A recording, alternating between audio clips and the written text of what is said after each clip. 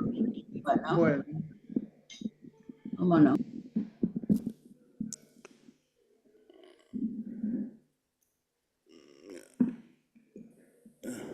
¿Está grabando ya? Bueno, eh, estamos eh,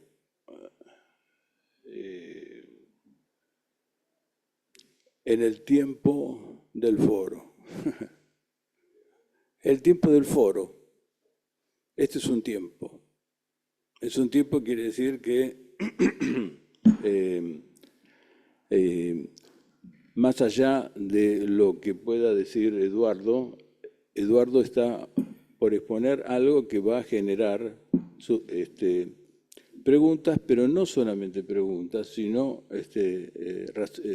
ideas, raciocinios, y que me parece que no se trata de estar de acuerdo, sino de saber qué es lo que va pasando por la mente de los analistas de la escuela. En este sentido,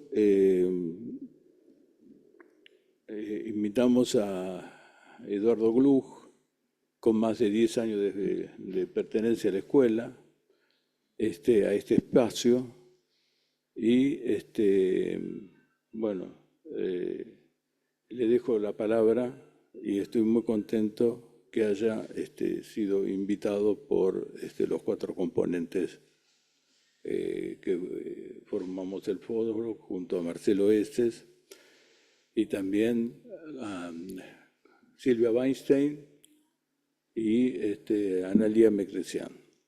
Bueno, le dejo la palabra a Eduardo Gluck.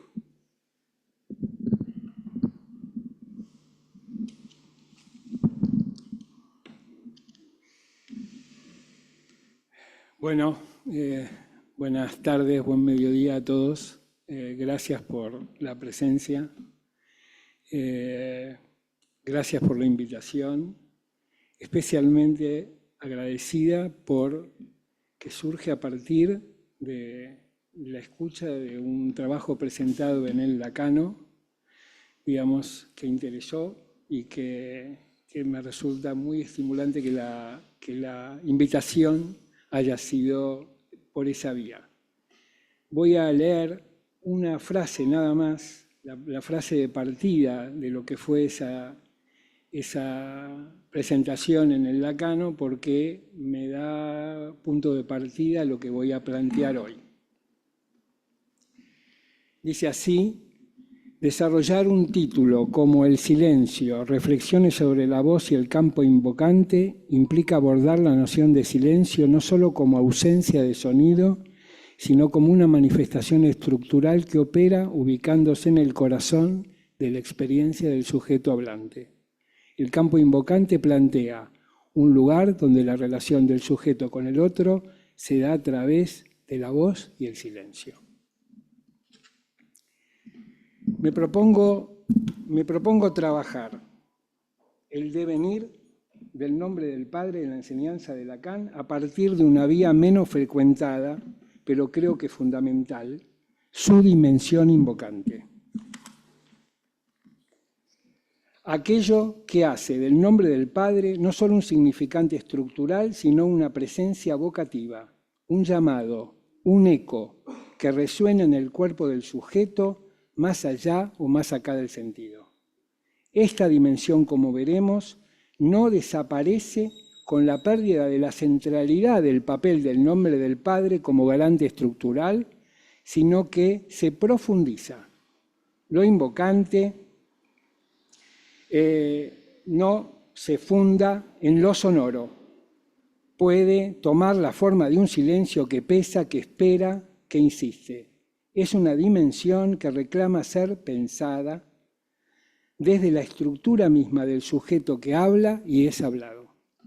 La hipótesis que quiero explorar es que el nombre del Padre, más allá de ser el significante de la ley, ha funcionado en la enseñanza de Lacan y en la experiencia del sujeto como lo que invoca, lo que da voz o calla al otro, lo que permite que el sujeto se constituya no solo como efecto del significante, sino como alguien llamado, interpelado, incluso abandonado por ese llamado.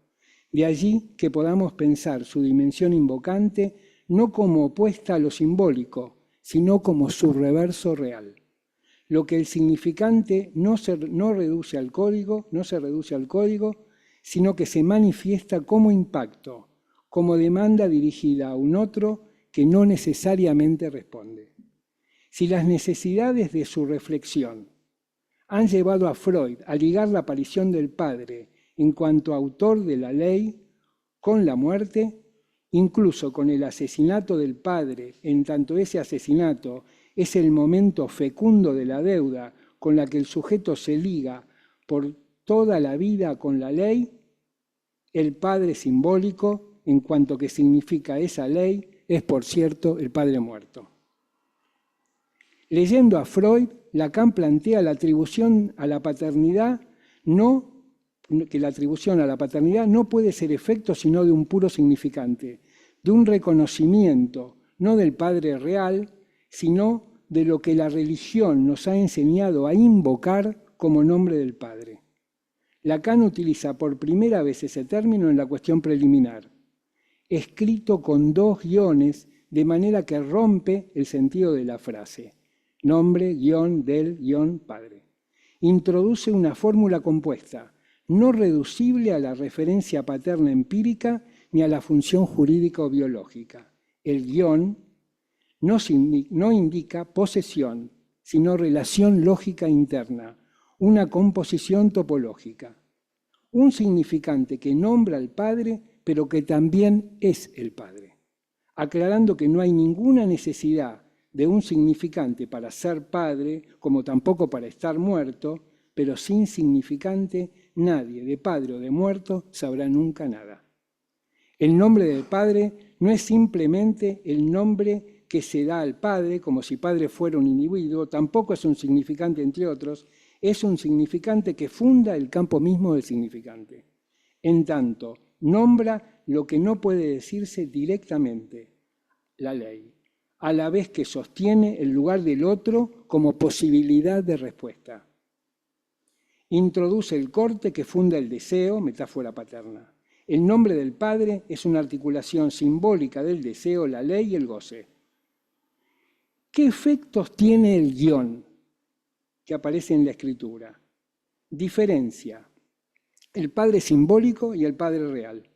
Aquí Lacan distingue Padre real, el Padre de carne y hueso, empírico, y el Padre simbólico, operador de la ley, función estructural. El nombre del Padre, significante que representa esa función y que puede faltar. El guión ayuda a desligar esta noción de toda referencia naturalista. No hay Padre sin nombre, pero tampoco hay nombre sin estructura significante. El guión desubjetiva, desustancializa al Padre. No hay sujeto que lo encarne plenamente. Es una función, no una persona. El guión como límite, hay nombre del Padre cuando hay corte. El guión no es solo una articulación lógica, también señala la existencia de un corte, de un lugar de imposibilidad. Nombre del Padre implica que hay algo del Padre que no se dice, que hay algo que solo se nombra desde el borde. Así, nombre del Padre no remite a un enunciado, sino a una función de escritura que hace, así como Lacan lo escribe, no remite a un enunciado, sino a una función de escritura que hace borde al goce, que nombra lo innombrable para que algo del deseo pueda tener lugar. Vamos a verlo.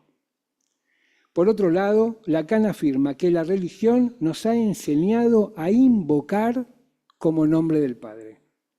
Cuando Lacan dice esto, no está diciendo que la invocación sea invento de la religión, sino que la religión ha hecho del nombre del Padre una figura de llamado, de promesa, de la voz que responde, de Dios que escucha, que salva, que sanciona. La religión subraya y dramatiza esta dimensión. Convierte el nombre del Padre en una presencia vocativa activa, una instancia de apelación permanente, pero esa dimensión ya estaba implícita en el modo en el que el nombre del Padre opera en la estructura como significante que hace posible que el deseo del otro sea legible y con ello que algo del sujeto pueda ser reconocido, escuchado y nombrado. Si la procedencia es la religión cristiana que reconoce a Jesús como Hijo de Dios, es decir, que relaciona el advenimiento del mensaje de Jesús con la paternidad de Dios, la dimensión invocante no es un agregado externo, sino un rasgo estructural del nombre del Padre, en tanto significante que responde o no responde al llamado del sujeto. Eso ya es una forma de invocación estructural, es decir, es una relación entre el sujeto y el campo del otro como espacio en el que algo puede responder o no al llamado. En Literatura y en Radiofonía, Lacan señala que la religión hace existir el nombre del Padre como lo que se invoca, como lo que se articula en una cadena significante. Dios Padre se llama, se escucha, se suplica, se teme. Es una presencia vocativa. Este aspecto invocante se articula con lo que Freud subraya en El porvenir de una ilusión. La religión ofrece al sujeto una figura paterna que no simplemente organiza, sino que responde. Una voz que responde al sufrimiento, que da sentido, que protege, que promete. El Padre invocado, no al Padre, es el Padre invocado, no el Padre como función gramatical. Lacan retornará a esta estructura invocante de la religión para mostrar que el nombre del Padre también puede operar como voz, incluso como eco de lo que no responde. Plantear la dimensión invocante del nombre del Padre es ir más allá de su función estructural en la cadena significante, ubicarlo como presencia que se escucha, como marca vocativa en el campo del otro, es decir, como aquello que convoca, llama, ordena desde lo sonoro, más allá o más acá del sentido. Este enfoque que atraviesa el conjunto de la enseñanza de Lacan, pero se intensifica en su viraje hacia lo real del goce y la voz, nos exige pensar el nombre del Padre no solo como significante de la ley, sino como una instancia vocativa que toca el cuerpo del hablante. Lacan afirma de una cuestión preliminar que el nombre del Padre es lo que permite responder al deseo de la madre sin caer en la locura, digamos. Ahora bien, esa función no es solo una función semántica, metafórica, sino también una posición que responde a un llamado, al llamado del otro, a un otro que no es el otro del lenguaje precisamente, sino que el otro que puede responder. El nombre del Padre en esta formulación encarna una función que responde, que da lugar al sentido que estructura el campo del deseo. Este punto es crucial. El sujeto humano nace en el lenguaje, pero no todo lo que escucha es significativo.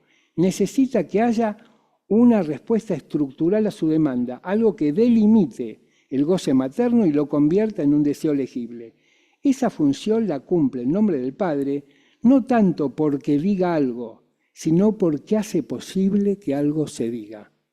En ese sentido, el nombre no es solo designación, es acto invocante de instauración del otro como campo de sentido. El nombre del Padre es entonces lo que responde o no al llamado del otro. En la neurosis responde estructurando el deseo. En la psicosis, al faltar su inscripción, el llamado no encuentra respuesta simbólica y se escucha en el registro del fenómeno elemental, la alucinación verbal, la irrupción de goce en la voz del otro. Podemos decir el nombre del Padre, más allá del significante, un llamado. Podríamos plantear que en ese momento el nombre del Padre, me refiero a ese momento al de cuestión preliminar, en ese momento el nombre del Padre como inscripción simbólica funciona como garantía del otro a partir del corte estructural del que es responsable, siendo la dimensión invocante lo que surge en tanto responde simbólicamente al deseo del otro. En el seminario 11, los 4 conceptos fundamentales del psicoanálisis, Lacan da un giro importante, introduce el objeto A como resto de la operación significante sobre el cuerpo, como objeto causa de deseo y como núcleo de lo real que no se deja significar. La realidad del sujeto ya no se sostiene solo por el significante, sino en el efecto de ese resto. El nombre del Padre todavía cumple aquí la función de inscribir al sujeto en el orden simbólico por medio de la metáfora paterna, pero su papel como garante comienza a resquebrajarse. aparece un goce que no está mediado por la ley y que irrumpe como real. La aparición por primera vez del objeto A, como lo que escapa a la simbolización y organiza la experiencia del goce, lo que conlleva una reubicación de la dimensión invocante, así como un cuestionamiento al nombre del Padre como garante universal, en tanto inscripción del deseo y la ley queda afectado por la torsión de ese objeto. Y no basta la ley para estructurar el deseo. Ahora es necesario ubicar el objeto causa y ese objeto no se inscribe en la ley, sino que persiste como resto. Pasa de ser el significante que ordena el deseo en medio de la castración a ser una instancia que vela o encubre el objeto.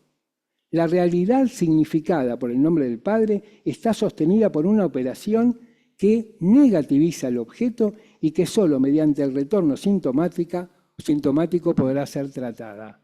La voz entre los objetos A se constituye como un resto invocante, no como contenido del mensaje, sino como lo que resuena más allá del sentido. Es decir, el objeto voz no es lo que se dice, sino lo que queda cuando el decir se vuelve cuerpo. Lacan ubica la voz como uno de los objetos A, es decir, como resto no simbolizable de la operación significante sobre el cuerpo, pero este resto no está estructurado por la significación, sino que resuena, interpela, afecta al cuerpo. Esta voz puede ser tratada simbólicamente, si el nombre del Padre opera, o puede retornar en lo real si falta su inscripción. Por eso, cuando el nombre del Padre no está, el llamado del otro no encuentra respuesta estructurante y la voz irrumpe en lo real como fenómeno elemental, mandato, alucinación. El nombre del Padre no introduce la voz, sino que vela su dimensión de goce. Le impone un borde. Si cae, lo invocante no desaparece, retorna sin filtro. Es aquí donde comienza a perfilarse una nueva lectura del nombre del Padre, no como garante de sentido, sino como un operador que negativiza el objeto A. Además, este seminario introduce la distinción entre la realidad y lo real. La realidad es hablada, significada, estructurada como el lenguaje, lo real, en cambio, es lo que retorna como imposible. El nombre del Padre sostenía la realidad como inscripción simbólica, pero lo real se impone más allá de él como eso que no cesa de no escribirse. El nombre del Padre, ligado a la metáfora paterna, que inscribe al sujeto en el orden simbólico, a esa altura sostiene la realidad que se constituye a partir de los efectos del lenguaje sobre el cuerpo. No del lenguaje, sino del lenguaje sobre el cuerpo. Sostiene el efecto de realidad, de la realidad que habita el sujeto, una realidad hablada, significada a partir de lo cual distinguirá la realidad y lo real como aquello que no entra en la cadena simbólica que retorna como imposible. El nombre del Padre queda descentrado, ya no funda, sino que opera como punto de sutura que puede ceder. Lo invocante se revela como resto real, no como un simple lugar del significante. En el seminario 17, el reverso del psicoanálisis, Lacan introduce una nueva lógica, la de los 4 discursos. El lazo social ya no está fundado en la ley ni en el significante privilegiado, sino en una estructura que articula sujeto, saber, objeto, significante, amo. Se trata de una teoría general del lazo social, donde cada discurso organiza la economía de goce, una forma de producción de saber y un modo específico de sostener al sujeto. Aquí el nombre del Padre se reabsorbe como ese uno. Dentro del discurso amo, su función estructurante se diluye. Ya no es el significante trascendental que funda el orden, sino uno entre otros posibles. En este seminario, el nombre del Padre ya no es invocado como significante privilegiado. Su lugar es sustituible. Ya no es el nombre del Padre que garantiza la ley, sino es el discurso mismo el que produce un orden de goce, de saber, de lazo. Podemos leer aquí el nombre del Padre en su forma clásica como ese uno del discurso amo. Ordena el saber, estructura el sujeto. Pero ahora solo es una posición entre otras. Esto descalifica su función trascendental y abre el camino a la pluralización de los nombres y la relativización. En relación con la dimensión invocante, el objeto A ahora ocupa una posición estructural en todos los discursos. Este giro implica que la realidad ya no depende de la ley del significante, sino del discurso como maquinaria que produce goce y lazo social. Y con ello, la dimensión invocante también cambia. En ese marco, la voz, objeto invocante, ya no está subordinada por el nombre del Padre, sino que puede operar como agente del discurso, como motor del deseo del analizante. La dimensión invocante, entonces, se emancipa del nombre del Padre. El llamado del otro no requiere una respuesta simbólica garantizada por la ley. Puede operar desde el silencio, el objeto, la caída del S1. Esto produce una reformulación clínica. No hay que restaurar al Padre, sino sostener el vacío desde donde el deseo puede dirigirse a un otro no garantizado. En el discurso del analista, el objeto A ocupa el lugar de agente. Ya no se analiza bajo el nombre del Padre, sino desde el lugar de lo invocante sin garante. Esto transforma radicalmente la transferencia y redefine lo que significa hacer hablar al sujeto. Ya no ya hacerle entrar la ley, sino acompañarlo en su invención. Seminario 21, y acá voy a terminar. El nombre del Padre como semblante, lo invocante como vacío que resuena. En los nombres del Padre, Lacan afirma que el nombre del Padre es un semblante como cualquier otro. Esto equivale a una caída definitiva de su privilegio estructural. Ya no se trata de su inscripción. Ya no se trata de su inscripción o forclusión. Se trata de su función en el lazo, de su capacidad para anudar o no anudar el RCI. Lo invocante en esta lógica ya no es la voz que ordena desde la ley, sino la resonancia vacía, el silencio que pesa, el llamado que no obtiene respuesta. No hay otro consistente, el sujeto queda ante un llamado que no responde. Esto transforma radicalmente la función del nombre del Padre. Deja de ser la fuente de la ley para pasar a ser un nombre posible entre otros, una invención, una suplencia. Por eso Lacan pluraliza nombres del Padre. Cada uno podrá encontrar, si es posible, su modo de nombrar un goce y el de hacer existir el lazo. La segunda cuestión es la mutación de la noción de lo invocante. No la voy a desarrollar, pues la podemos desarrollar después. La mutación en la noción de lo invocante, del otro que responde al llamado sin respuesta. ¿Qué sucede con el nombre del Padre en plural? De la excepción a la invención. Lacan pluraliza nombres del Padre. Esta pluralización no es una variante teológica ni sociológica, sino lógica y topológica. Cada sujeto puede tener su nombre del Padre, o más aún, puede nombrar algo del goce que supla la función que antes ocupaba el nombre del Padre. Esta función de nominar singular no ordena desde una ley simbólica, no prohíbe el goce, no estructura desde la metáfora, pero hace nudo, da consistencia, invoca un lazo posible con el cuerpo y el goce. Aquí aparece la posibilidad del síntoma. Y aquí termino.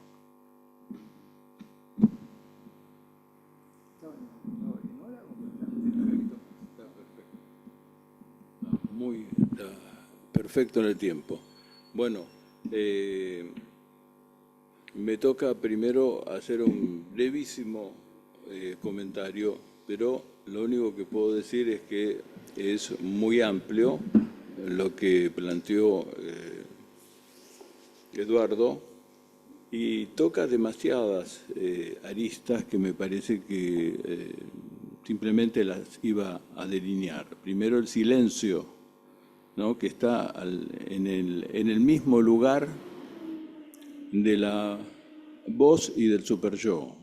O sea, es distinta la voz del superyo, pero el superyo es una voz. Es más o menos lo mismo con lo real y la realidad, ¿no es cierto? Pero hay un silencio. Es decir, tomado por el silencio, es que yo escucho que, bueno, es indudable que el Padre surge como símbolo. Es decir, hay una cuestión del símbolo que se arrastra en la humanidad, no solamente a través de la religión, sino a través de las instituciones, ¿no es cierto?, que han tenido diferentes grados de desarrollo. Pero lo que quiero decir es que lo que escucho es que el nombre del Padre no es que desaparece. Es decir, que no es que cuando llegamos a los nombres del Padre, no quiere decir que el Padre del nombre, lo dije bien, el Padre del nombre no lo siga nombrando a la manera de como nos está diciendo él, ¿no? Que me gustó mucho decir, bueno, hay un llamado, sigue habiendo un llamado a ese nombre del Padre que evidentemente implica la estructura que de ninguna manera estamos excluyendo. Y por último iba a decir que me parece muy importante, le dejé la última parte para decir que lo que más me gusta es pensar que la pulsión invocante, la pulsión es lo que en última instancia hace referencia a que hay un real del nombre del Padre anudado a otro imaginario y a otro simbólico. Es decir, es la pulsión la que produce esa posibilidad de pasar la posta, digamos, en el discurso de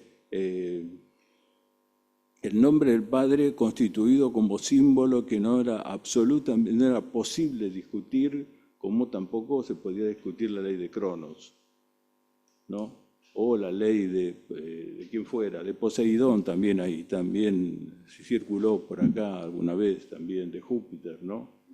No se trata de eso, ¿eh? No es que esto está anulado, sino que lo que se produce es una especie de vara, es decir, algo que se pasa en una carrera, digamos, que tiene distintos integrantes, ¿no? 4%, ¿no? Es decir, perdón. Es el testimonio. ¿Cómo se llama? Testimonio. ¿En dónde?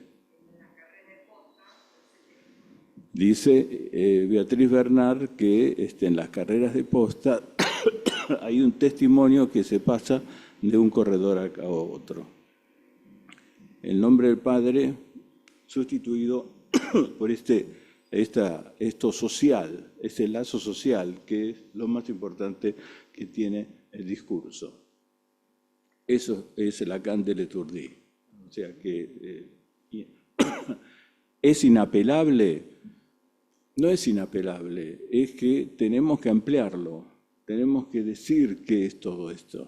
Entonces, bueno, di mi parecer y ahora los dejo,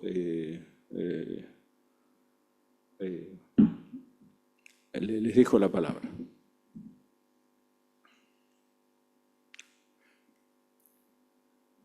Marcelo me va a ir diciendo quién está llamando.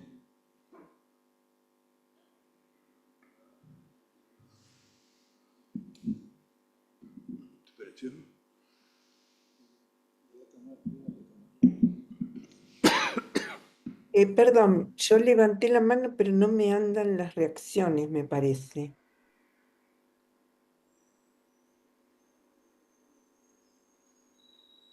No me funcionan las reacciones del Zoom. ¿Quién? Silvia Weinstein. Cristina Ulloa. Bien. No. ¿Quién? No, yo lo estoy viendo. Liliana Doncis. Hola, Lili. Primero Cristina Ochoa y después Liliana Doncis. Muy bien. Silvia Weinstein estaba pidiendo primero, me parece, la palabra. Sí, y decía no que me andan las reacciones en el Zoom, no sé qué pasa. O sea que esta es la voz de Cristina Marrone, ¿no? Silvia Weinstein. Hablando de las voces, lo invoca. Bueno, Está buenísimo. Cristina Ochoa, Liliana Donsis y Silvia. Silvia Weinstein ya le escribí. Hola Silvia. ¿Alguien más? Bueno.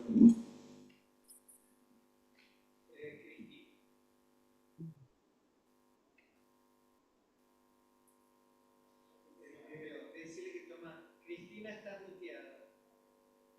No te va a escuchar a vos, pero tenés el micrófono. A ver, decile que está muteada. Cristina, estás muteada. No, ¿Podés escucharte? disculpen, pensé que le habían dado la palabra a Silvia primero. Poné más fuerte, por favor, Emiliano, así escuchamos. No, hablaba. Disculpas, pensé que le habían otorgado la palabra a Silvia. Bueno, muchísimas gracias. No sé hasta dónde pude seguir tu desarrollo, Eduardo, muy exhaustivo, donde articulas distintos niveles a pensar y a reflexionar. Y muchas de esos me quedaba pensando en tu formulación y ya, bueno, apareció otra cuestión, o sea que seguramente se me pasaron cosas fundamentales, me gustaría después leerte. Pero me voy a referir a cierto nudo que creo escuchar y que me trae ciertas interrogaciones y me gustaría incluir como debate o para pensar entre nosotros. Entiendo que vos planteás una lógica con la que coincido, ¿no? Cuando planteás el nombre del Padre como la función que nombra lo imposible, para abreviarlo, tal vez mal y ligero. Y ahí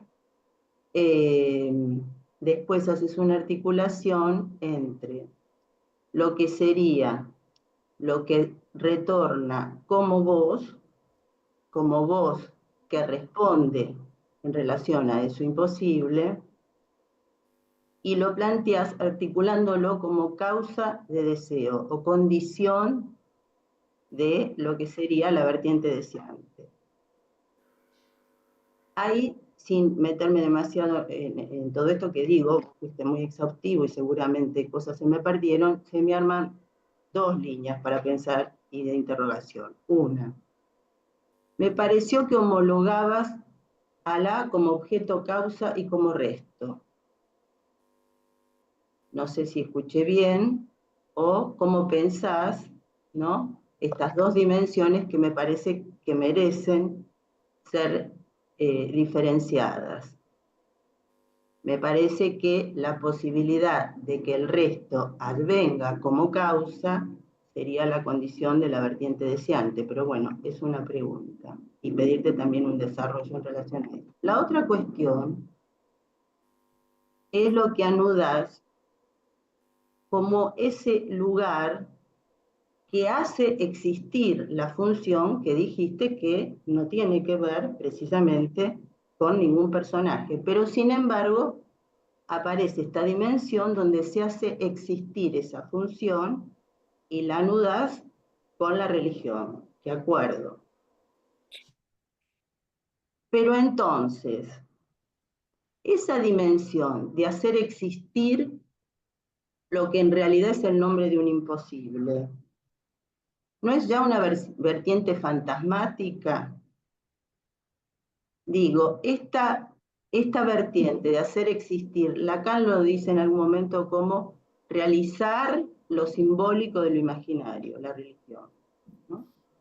Esta vertiente no es fantasmática y en ese sentido, ¿no es la apertura a pensar la vertiente gozante más que la deseante? Bueno, hasta aquí. Gracias. Bueno, gracias Cristina. Ahora Liliana Donsis, por favor. Bueno, gracias Daniel, gracias Eduardo. Me pareció brillante tu exposición y te la agradezco y voy a decir por qué, entre otras cosas. Primero porque muy brevemente hiciste un recorrido del nombre del Padre en la obra de Lacan y es algo necesario en nuestra formación poder advertir las modulaciones del nombre del Padre de acuerdo a la lógica que Lacan está trabajando. Así que me pareció una preciosura, te lo agradezco, y la pregunta es muy simple, o por lo menos muy, muy elemental, pero me gustaría que la desarrolles. Más allá de que vos haces en este desarrollo, en este despliegue, una desustancialización del nombre del Padre de lo metafórico a los nombres del Padre, ¿no? Que permitirían ese silencio, me parece a mí. Pero mi pregunta es muy concreta. Vos dijiste en un momento que el nombre del Padre impone un borde como operador que negativiza el objeto A. Me parece una definición impresionante que me gustaría que la desarrolles un poquito más porque creo que a todos nos va a venir muy bien porque el nombre del Padre impone un borde que es un operador, tal vez lo tengo sintetizado, que negativiza el objeto A. Entonces, bueno, te lo agradecería si podés, si tenés ganas hoy. Gracias. Gracias, Lili. Bueno, ahora Silvia Weinstein, por favor. Sí, bueno, ahora logré levantar la mano. Bueno, muchas gracias, Eduardo, por tu participación en el foro con tu texto. Y voy a retomar algo que dijo Dani cuando te presentó, que no es necesario que estemos de acuerdo. ¿Por qué digo esto? Me parece que en tu desarrollo vos articulás lo invocante con la voz del Padre, ¿sí? Ahora, Lacan me parece que lo que subraya es que el nombre del Padre es transmitido a través de la voz de la Madre. No me pareció escucharlo en tu exposición. Por eso retomé lo que dijo Dani en relación a que uno puede no estar de acuerdo, ¿no? Bueno, después todo lo demás es muy interesante. Y te quería hacer una pregunta en relación a... em, vos haces como un pasaje de el nombre del Padre como lo que funda la estructura a que es un efecto de discurso. Por eso te remitiste al seminario de Lambert de la psicoanálisis, ¿no? Bueno, es esto. Muchas gracias, Eduardo. Gracias, Silvia. Bueno, ahora sigue Marcelo Eses. Y por favor, si levantan la mano, seguimos. Marcelo. Espera.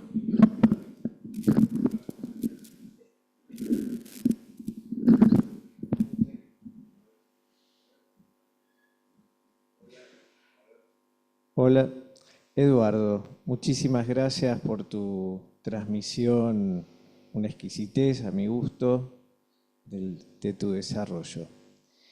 Me convocó alguna lectura, alguna resonancia en el sentido de ubicar a la religión como uno de los escenarios posibles donde el nombre del Padre ha hecho en la historia una puesta en acto, ¿no es cierto? Tomado desde ahí. En ese sentido, recordé la frase que también toma Lacan de Eye, Ayer, Eye, o sea, de la cultura hebrea, seré el que seré en relación al nombre de Dios.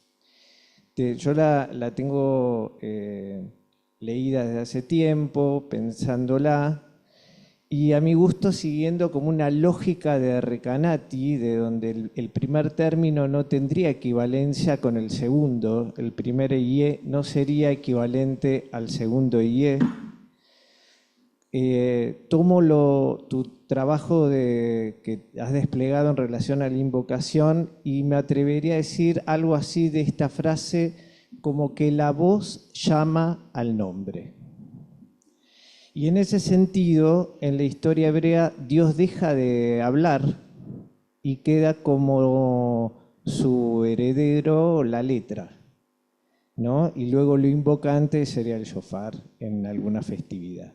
Es decir, hay algo de una voz que se vuelve silencio, pero se inscribe como letra. Gracias, Marcelo. Bueno, ya pasamos 4 preguntas y bueno, vamos a pasar la palabra a Eduardo, que va a hacer alguna reflexión seguramente.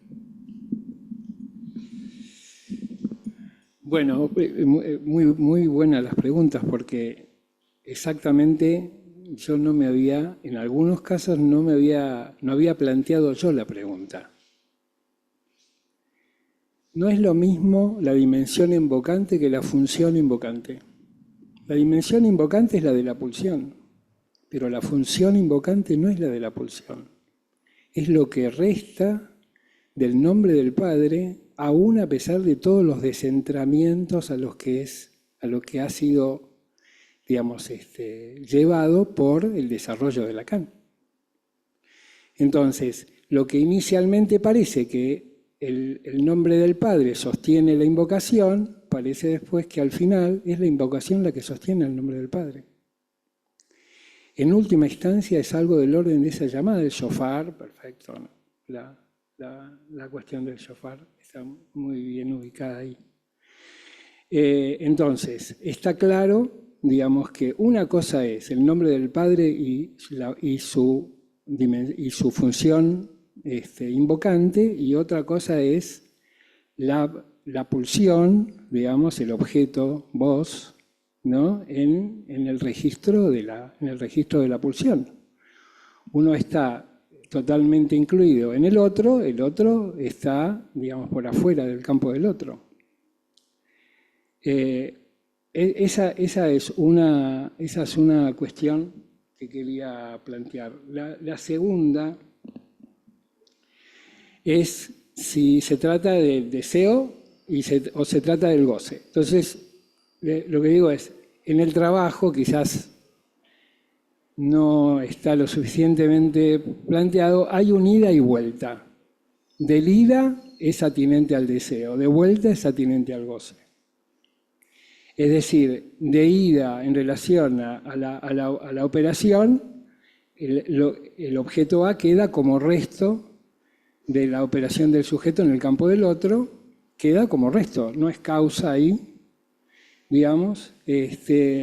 En cambio, en el sentido del retorno, digamos, al llamado, digamos, se ubica claramente en relación al campo de la problemática del goce.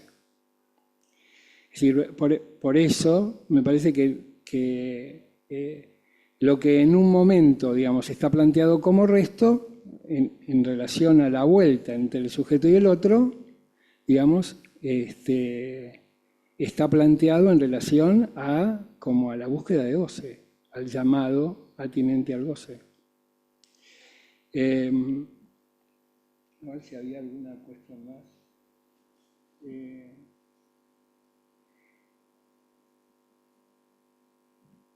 Por supuesto, digamos que digamos, está la voz materna. A ver si encuentro acá.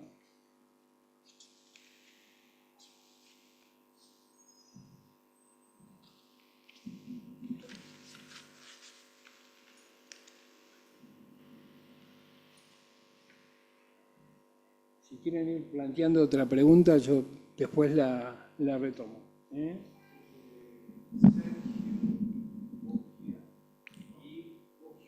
Bueno, primero Sergio Boggio. Hola, Sergio, adelante. Hola, ¿qué tal? ¿Me escuchan bien? Sí. Sí. ¿Se escucha bien? Se escucha bien. Mira, Yo me quedé con la cuestión del silencio, que vos lo planteaste de entrada, como que había sido la apertura de un trabajo tuyo en el Lacan, me pareció entender así. Y vos sabés que cuando te quería plantear lo siguiente, es una manera de compartir algo.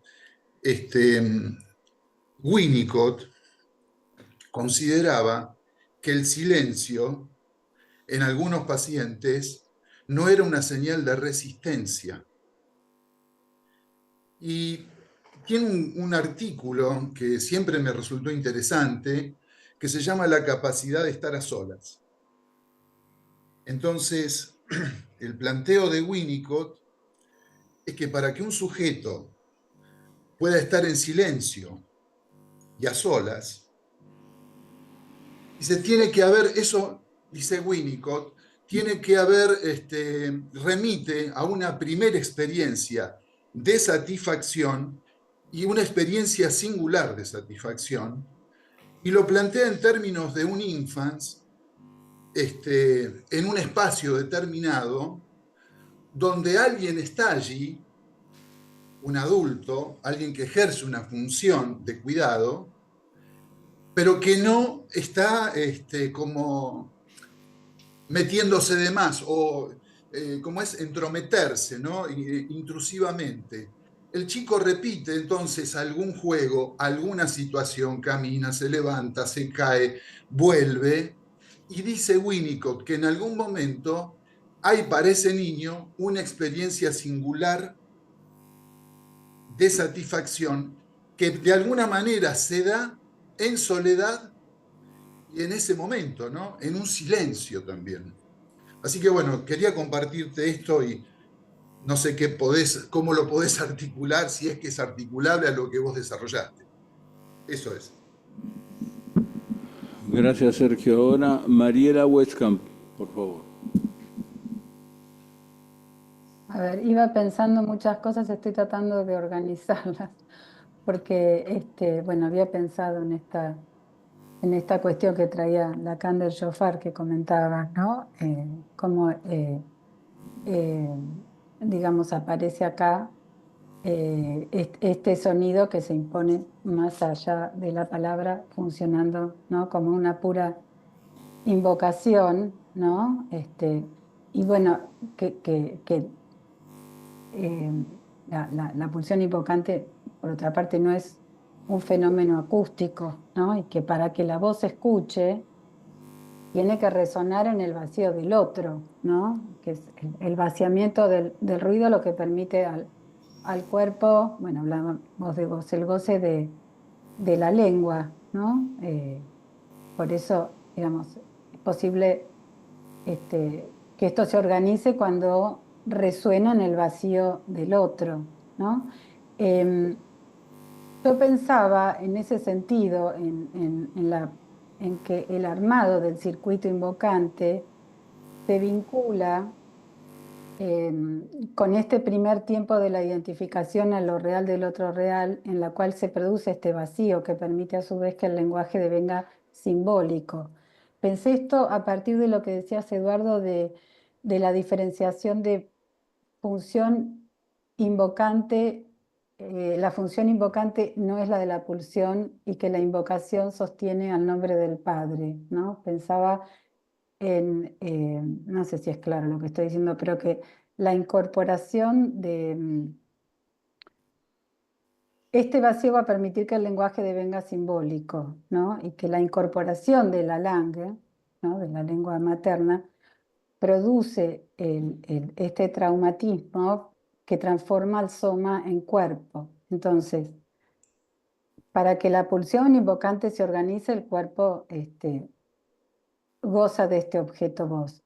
Pero cuando este objeto no se recorta, queda soldado al sonido, que es esto que encontramos en la clínica cuando la voz aparece como un ruido que puede dañar, porque justamente no se organiza este circuito de la pulsión invocante, ¿no? Y aparece la voz transmitiendo la presencia de un otro sin agujero ni falta, ¿no?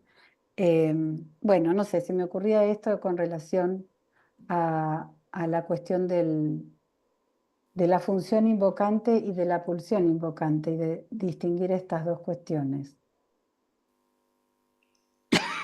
Gracias, Mariela. Ahora la palabra Graciela Hassiner.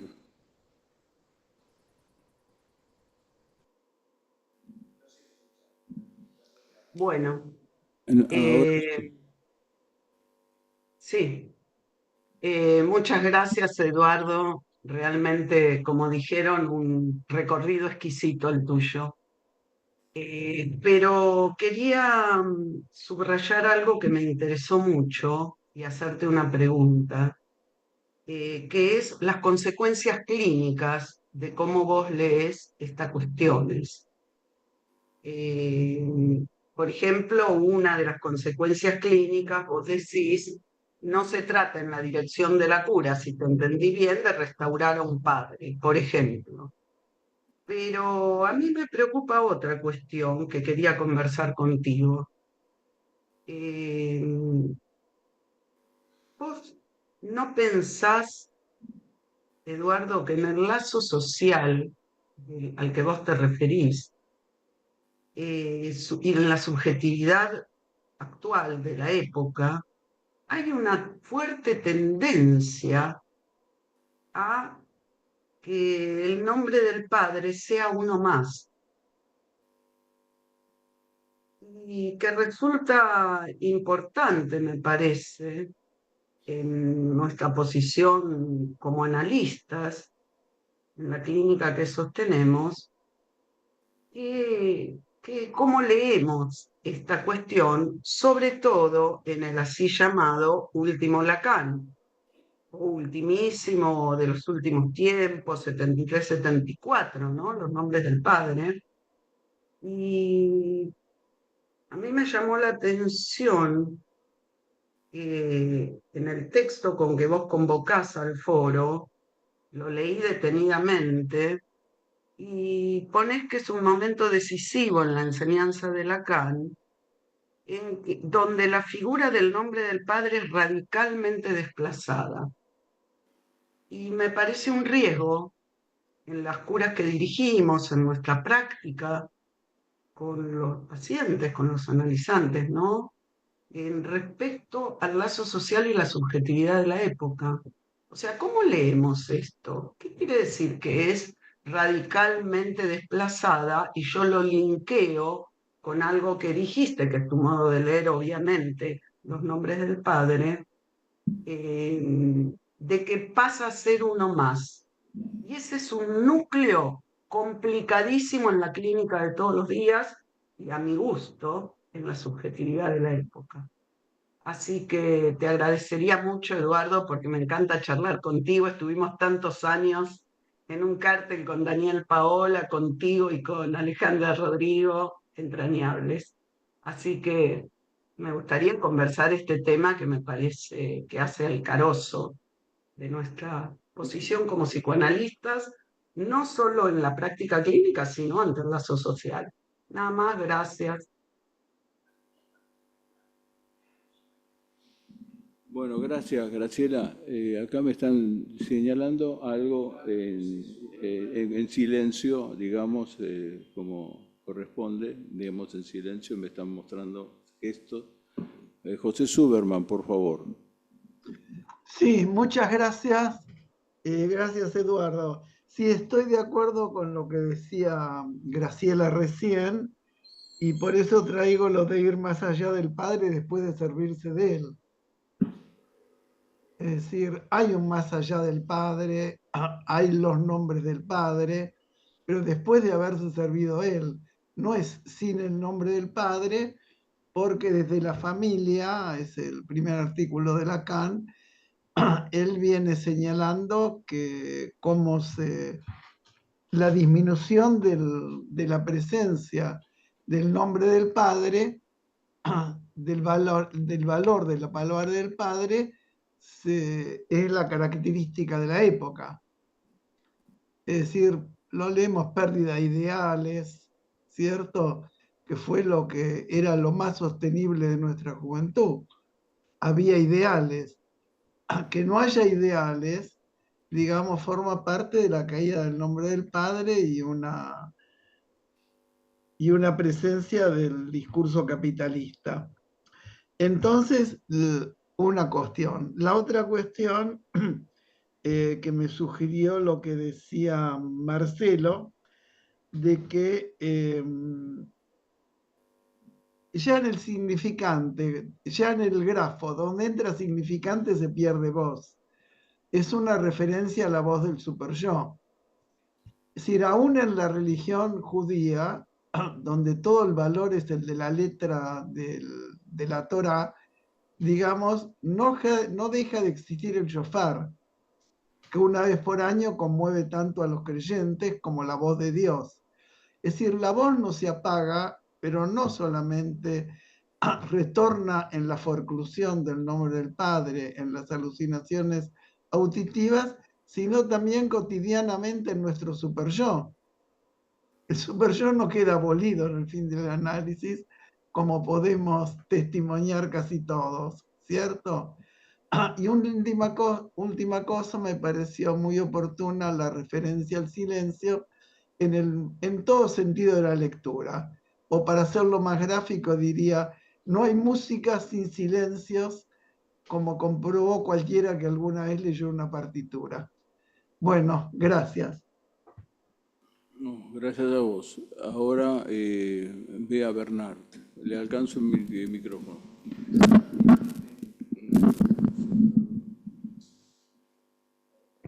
Bueno, gracias, Edu. Nada, un comentario que me llamó la atención.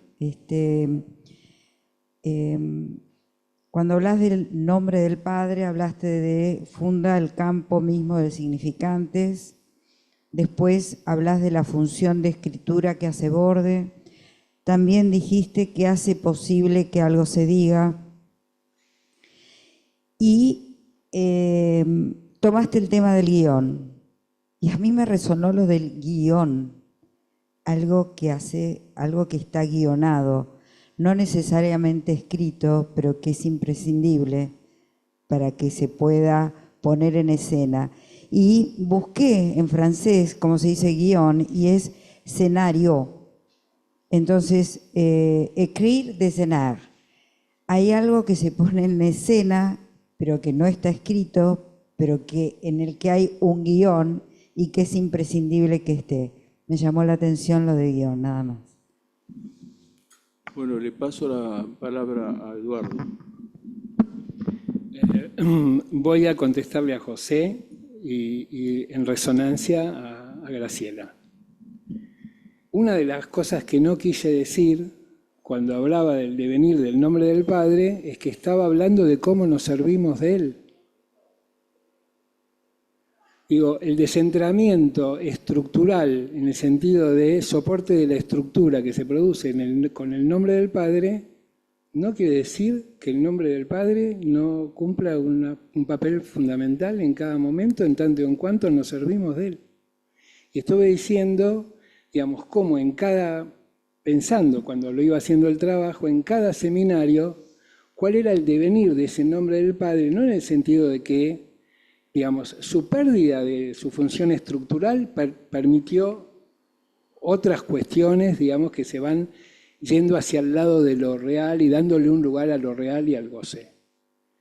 Pero en cada uno de los momentos, por lo menos es lo que intenté, es mostrar cómo nos servimos de Él. Esa es una cuestión. Con lo cual, estoy totalmente de acuerdo con vos, José, respecto de, digamos, de que cerraste algo así como con tu exposición con esa frase de Lacan, ¿no? A condición de servirnos de Él. Y yo intenté seguirla. La otra tiene que ver con el lazo social. Si yo leyera este trabajo por afuera, me leyera con respecto, digamos, a la relación entre el discurso global imperante y el discurso del psicoanálisis, diría que si este trabajo no quiere decir que no es que vienen por el nombre del Padre en relación a la metáfora. no es que vienen en relación al nombre del Padre en su relación al ideal. Vienen en relación al nombre, vienen a por el nombre del Padre en relación a, digamos, la dimensión invocante. Entonces, resaltar la dimensión invocante, mostrar cómo la dimensión invocante aparece en alguna manera escondida, digamos, en el nombre del Padre, bajo la forma de esa relación que tenemos con la religión, cómo va apareciendo en el desarrollo de Lacan la función invocante, soportando todo aquello que atribuíamos a el Padre en su dimensión de metáfora paterna, y en su dimensión de amo, y en su dimensión de ese uno, y en su dimensión de todo lo que podríamos pensar, digamos, la importancia, para mí la importancia es resituar, digamos, esa dimensión invocante como soporte de la estructura en tanto y en cuanto llamada al otro. No la voz, es llamada. Esa es una cuestión. Bueno,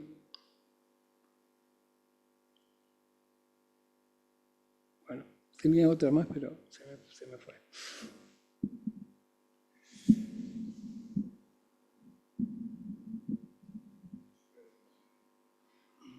Marcelo, toma la palabra. Y después está Marta Garber. A ver, para seguir conversando.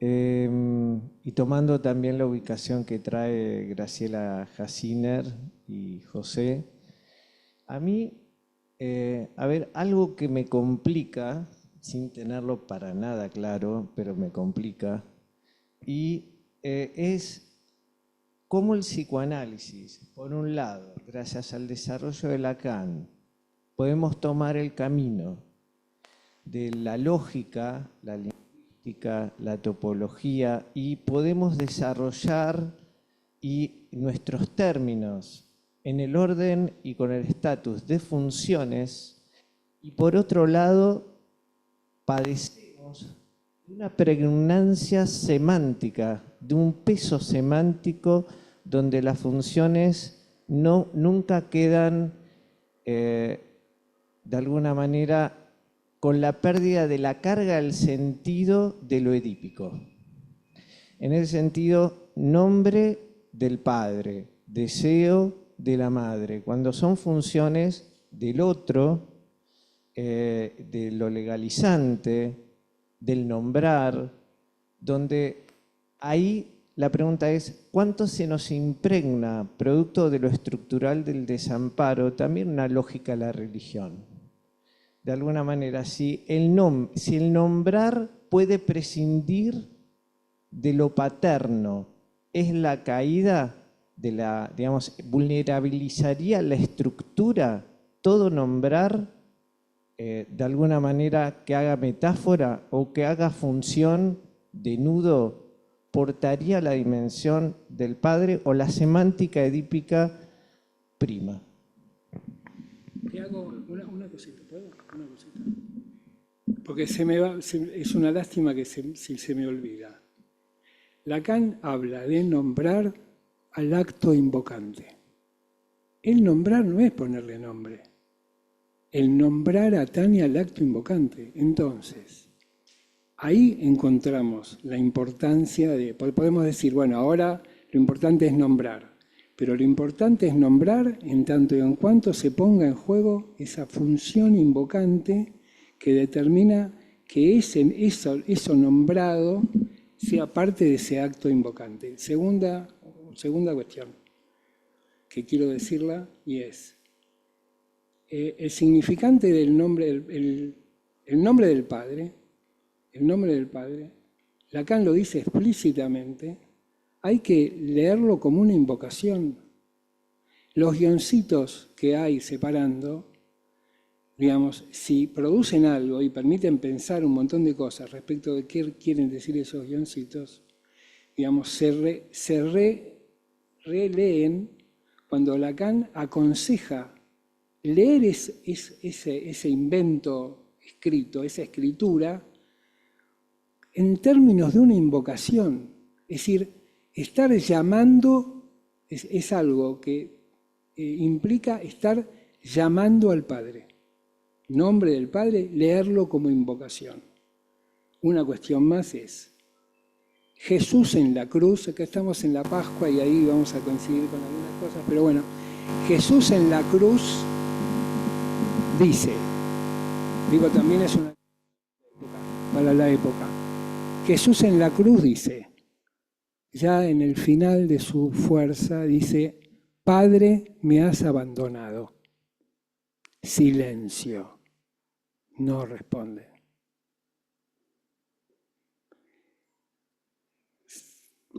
Cierra el acto, hágase tu voluntad. Esa dimensión del silencio, ¿no? Es algo que acompaña a algo del orden de esa invocación del Padre. Ese Padre no responde. Se hace Dios, no responde.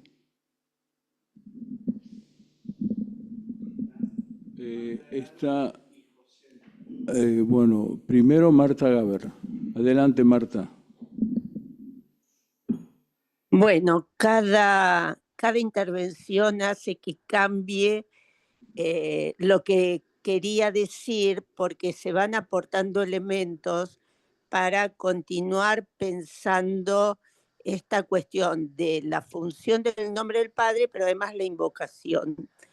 Lo que yo quería plantear antes era un intento de resaltar el concepto de acto, que fue nombrado el acto de decir, el acto de dominar. Lacan dice que todo acto es de decir.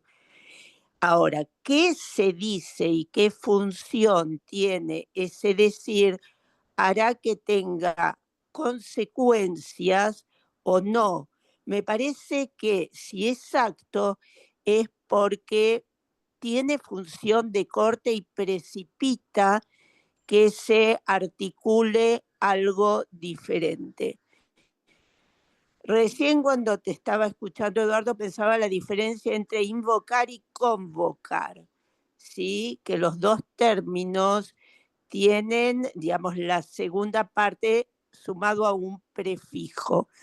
Cuando Jesús en la cruz llama al Padre y lo que responde es un silencio, el silencio convoca a que sea el sujeto el que tome la palabra y no el otro con mayúscula. El otro de alguna manera responde faltando, haciendo ese silencio que abre la posibilidad de que aparezca un sujeto en todo caso de su deseo, de su posición, más que del deseo del otro. Y me pregunto, en esta época actual que se viene planteando todo el tiempo, esta multiplicidad de estímulos y sonidos que obturan los silencios. Por ejemplo, cuando se trabaja con adolescentes hoy en día, es muy pregnante la importancia que tienen las redes sociales, los youtubers, los instagramers, todos aquellos personajes que aparecen tomando la palabra, pero que no producen acto de decir. Y que en esta cuestión de las redes sociales, y aparece también en la clínica, queda borrada la posibilidad de la producción de un sujeto, aún de un sujeto en la fórmula del fantasma, porque lo único que aparece son voces resonando en el espacio. Y me parece que hoy en día tenemos que trabajar con estas cuestiones en la clínica también. Quería saber qué pensabas vos de estas cuestiones. Gracias. Gracias, Marta. José Suberman, por favor. Sí, bueno, muchas gracias. Me pareció muy oportuna tu aclaración, Eduardo. Te la agradezco. Me parece que estuviste muy preciso allí. Voy por una cosa más, que es esto de la voz del super yo, que no retorna como alucinación, pero tiene vigencia. Es decir, ¿cómo ubicarías ese resto de voz? Me parece clínicamente importante porque los post-freudianos decían que el super yo era la ley. Nosotros sabemos que es lo contrario de la ley. Si hay ley, se instaura el deseo, ¿cierto? Y el super yo incita y castiga, está por fuera de la ley. ¿Cómo queda eso que Lacan llama la voz obscena y feroz del super yo? Y la otra cosa, estoy de acuerdo con Marta en esto de que, bueno, yo lo dije muy sintéticamente, sin silencio no se escribe música respecto del ruido, así que lo refirmo. Gracias. Gracias, José. ¿A quién? Mariela Westcam, pero me había anotado antes. Mariela, espera un poquito que quería... por favor, Mariela, anda vos, yo después sigo, dale. Vos sos... Como quieras. Dale. Bueno, Eduardo, entiendo que lo que vos decís, decías que la dimensión invocante aparece escondida en el nombre del Padre, ¿no? Y que el nombre del Padre puede leerse como invocación, que se trata de una función, ¿no? Entonces sería que la función nominante hace posible que se organice la pulsión invocante. No sé, te lo pregunto, porque yo lo entiendo, lo vengo entendiendo así de lo que vos dijiste. Y después pensaba en la pregunta de Graciela Jacino, ¿no? Que decía, ¿qué queremos decir con esto que dice tanto de la caída del nombre del Padre? Que lo enlazo a lo que decías recién, José, porque Lacan dice en uno de estos, de su primer texto, La familia, ¿no? Que habla de la declinación de la imago paterna, ¿no? Me parece que la caída del patriarcado no implica necesariamente que haya declinado la función paterna, porque la función paterna se ejerce por distintos agentes, ¿no? Esta función de corte, bueno, no es lo mismo la declinación del padre imaginario que el desfallecimiento de la función simbólica o la ausencia de, no sé, de los varones en la familia, que es la de la función paterna. Me parece que son distintos registros estos, ¿no? Que la caída del varón como padre ejerciendo la autoridad en la historia de Occidente no tiene que ver con una declinación de la función paterna, ¿no? O la caída del nombre del padre, porque yo entiendo que es una función, que justamente se trata de esta función que necesariamente tiene que estar encarnada, porque el deseo no puede ser anónimo, ¿no? Que es, digamos, esta función necesaria para que un viviente se pueda subjetivar de la estructura del lenguaje, pero pueden ser encarnadas por distintas personas, ¿no? No creo que haya una caída en este momento en Occidente del nombre del Padre. Bueno, es mi posición. Pero la traigo como pregunta también. ¿Quieres hablar o la última? No, gracias, Mariela. Bueno, me toca un pequeño comentario. En este devenir de continuar pensando, me gustó mucho decir continuar pensando, ¿no? Continuar pensando juntos en la escuela, me parece que es nuestra función, digamos, no solamente la del foro, digamos, es simplemente la intención. Ahora, el silencio que realmente me invoca, porque haberlo escuchado fue lo que me llevó a decirle a Eduardo que pudiera hablar. Me parece que en el silencio está la mujer, es decir, la mujer que se silencia ya digamos, en esta progresión de Lacan. No quiero llamar work in progress porque realmente esto no es científico a la manera científica. En este progreso, lo que es silencio es la mujer, que se reemplaza por las mujeres. En ese punto, las mujeres son las que indudablemente son responsables de la lengua. Pero no es la lengua de las mujeres solamente, es la lengua de los hombres, que se transforma en la lengua de los hombres. O sea, lo que quiero decir es que ese resorte de las lenguas,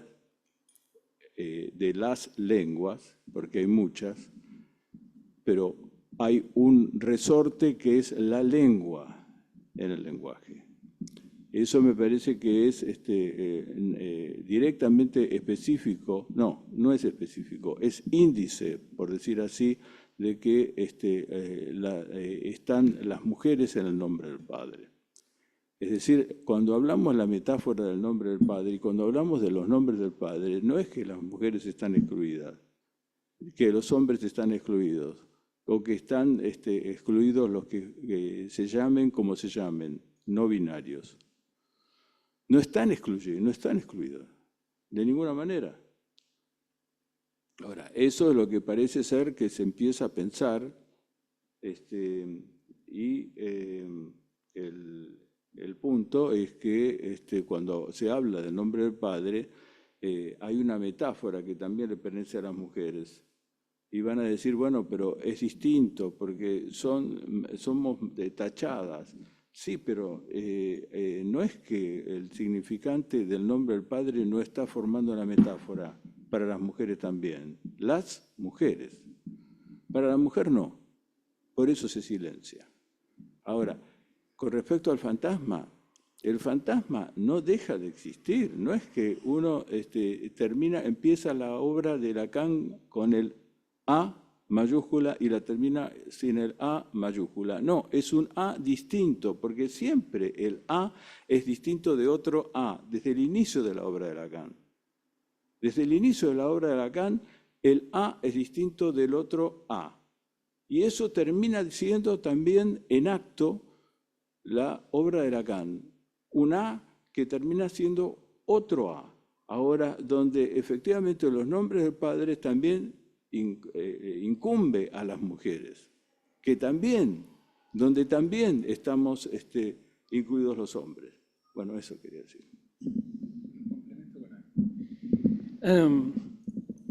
Bueno, la verdad que estoy rearmando en la cabeza algunas cuestiones, me estoy dando cuenta ahora de algunas cosas. Una de las que me doy cuenta es que mi trabajo, el que presenté en el Lacano, explicaba, fundamentaba, planteaba por qué el silencio no tiene nada que ver con la sonoridad. Nada que ver con la sonoridad. No imaginemos cosas sonoras, porque no es de eso de lo que estamos hablando. Si lo tengo que leer después de haber hecho este trabajo, digo, el silencio tiene que ver con la falta de respuesta o la falta de llamada. Tiene que ver con la invocación. El silencio tiene que ver con algo que no responde a la invocación o algo que no termina invocado. Eso tiene que ver con eso que decía Lacan, que en nombre del Padre hay que leerlo en términos de invocación. La segunda cosa que me parece que no tenemos que mezclar es la declinación de la imago paterna, digamos algo así, la declinación. Yo no hablé nunca de declinación acá, sino que solamente utilicé una palabra que es descentramiento, que no tiene nada que ver con la declinación. Si bien hay descentramiento, hay reubicación de esa función simbólica del nombre del Padre para que haya algo de lo real que tome un lugar central. ¿no? Esas son las dos cuestiones con las que quería terminar.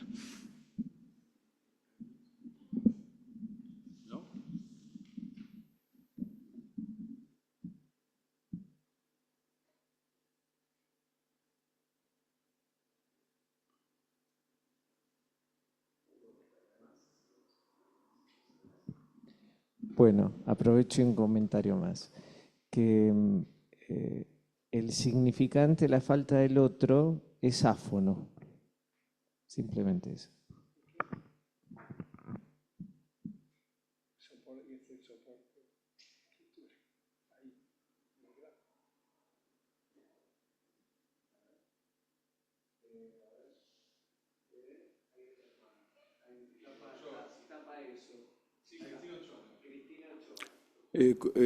Cristina Ochoa, por favor. Sí, yo retomaría esto último, ¿no? Y me vuelve a insistir la pregunta. Si el silencio tiene que ver con la falta de respuesta como una cuestión estructural, adjudicar eso a un lugar como lugar de invocación, ¿no es la perversión neurótica? Bueno, me queda esa pregunta. ¿No es ya una versión? Digo porque ahí la religión va en dirección contraria a lo que sería la dirección de la cura, que apuesta al ateísmo, ¿no?